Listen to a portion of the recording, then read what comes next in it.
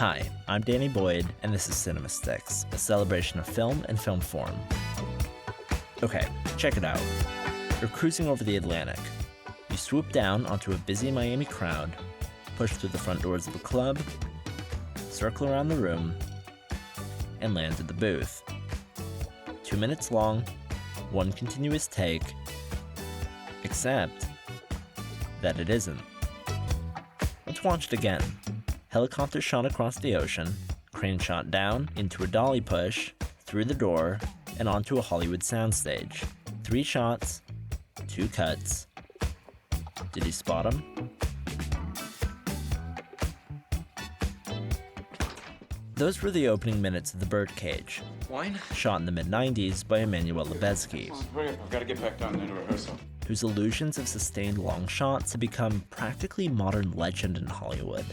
And yeah, his work over time has become more sophisticated, more diverse, and more difficult to parse, but here, the goal wasn't spectacle. Let's start with the premise. The choice to shoot long takes, touring tracking shots, and wide-frame scenes was to tap into the parentage of the film itself. Something starts in your pelvis and works its way towards your heart. Because The Birdcage is based off a play, and directed by one of the most acclaimed film and stage directors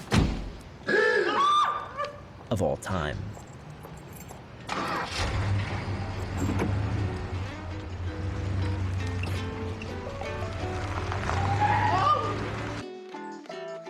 What'd I do with Albert? I mean, how do you make Albert into a housewife? Well, you'd have to send Albert away for a few days. Are you nuts? You try sending Albert away. Dad, we've got to get rid of a few things around here. What? What things? Elaine and I loved Cajo Folles for years and years because it's one of the great plots. No, you take your knife It's about family. and you smear. Men smear. Smear, that's it. And we couldn't get the rights, and we couldn't get the rights, and then we did.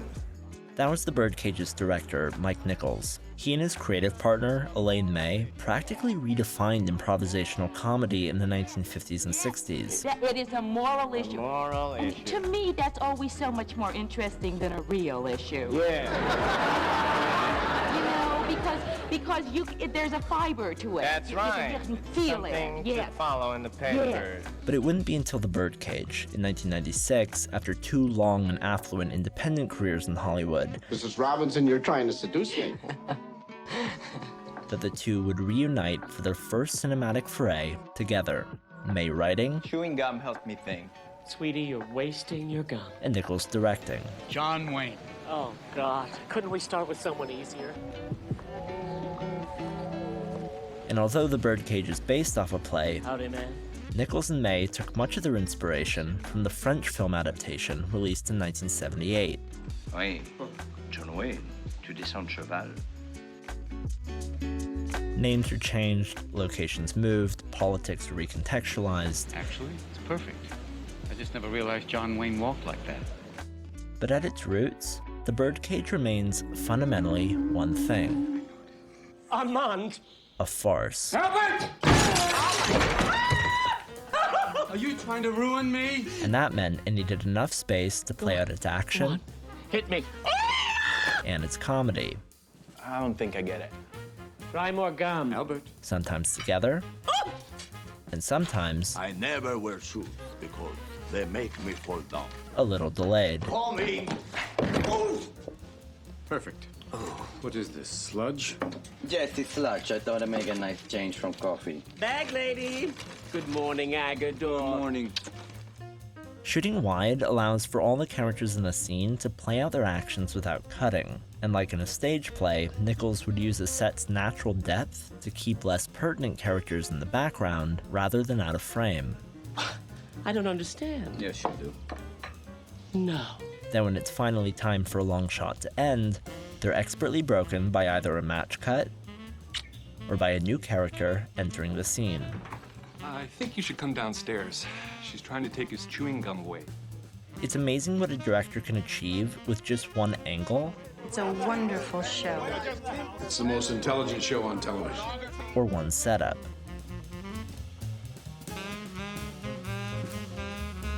Plays are about where on stage everybody is. When you have everybody in the right place on stage, the scene can happen. And by the way, if they're in the wrong place, the scene can't happen.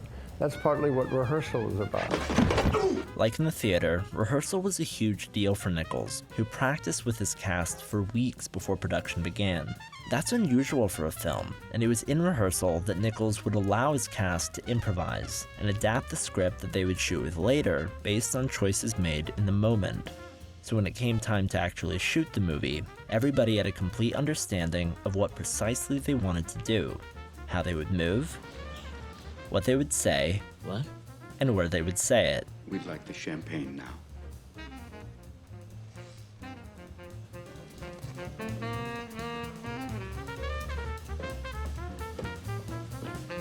When you want to shoot your action wide and continuous, this kind of preparation is everything, because it means you don't have to cut things up in the edit because it didn't work. Of course, no matter how much you rehearse, you still can't control everything, and you ultimately have to hope for the best. Well, certainly in a movie, that to me is the essence of making a movie, that you prepare like crazy and then you wait to discover what happens. Every day is a surprise. That's the joy of making movies. You have to hope it's a good surprise and that they got it on film. Wrong response? I'm not sure. Take it from the top. On any given shot during production, Nichols had a rule. Once he was satisfied with the take, he would let his actors go off script. Dance, you do Fosse, Fosse, Fosse, you do Martha Graham, Martha Graham, Martha Graham, or Twyla, Twyla, Twyla, or Michael Kidd, Michael Kidd, Michael Kidd, Michael Kidd, or Madonna, Madonna, Madonna.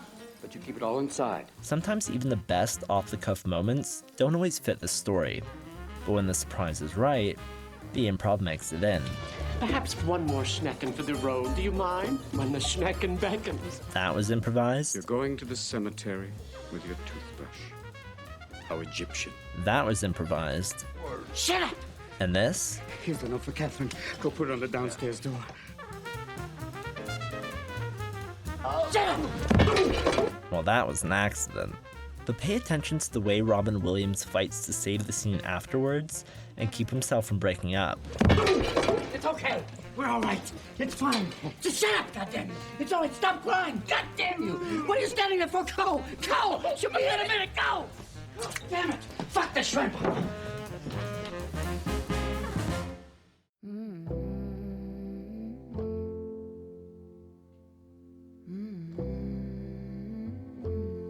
There's something about a group of people looking at something, all apprehending something unspoken, that is very exciting to me. It's what I love in the theater at its best, and it's what I love in movies, that it's like you describe the space around something, and the thing that in the middle that is not referred to is apparent as a result.